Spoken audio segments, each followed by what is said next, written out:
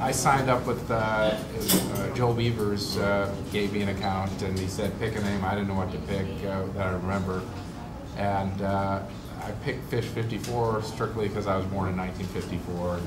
I don't know, Fish seems like a normal thing for you to call yourself. I guess typically people who think they're good players call themselves Fish. People who maybe aren't that good are always bragging about how good they are using some other descriptor. But anyway, I went online and I actually bought it for about $2,000 on Stan's Poker, one of the premium poker sites. And I quickly ran it up. I think I won. I think it's in dollars, right? And, you know, I won about $100,000 the first day I played. And people saw me winning. They were interrogating me. And the table talk on the European sites is very different than we're used to on the American sites, where during the hands they're telling you fold.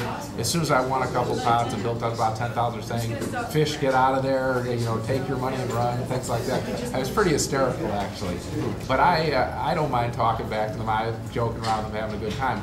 But they were saying, "Okay, you know, you're doing pretty well. Are you a known player?" And so I honestly answered yes. And then within a minute, someone said, as my stack kept growing, said, "Well, I think you're either Barry Greenstein or David Elliott, because those are the only two known players born in 1954. They had a database of players." And I couldn't believe it.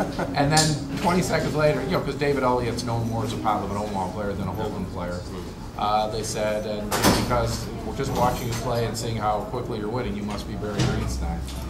And it's kind of like, I've always had this thing where, well, I did acknowledge it, and the reason I did, I don't know, there's something about as a poker player, like if someone calls my hand when I bet or bluffed or had a good hand, I don't know why, but it's typical that I'll say, well, if you're good enough to call what I had, I'll show it to, you know, to give the guy credit. And so in this case also, I gave the guy credit. I said, you know, what can I say? You're right.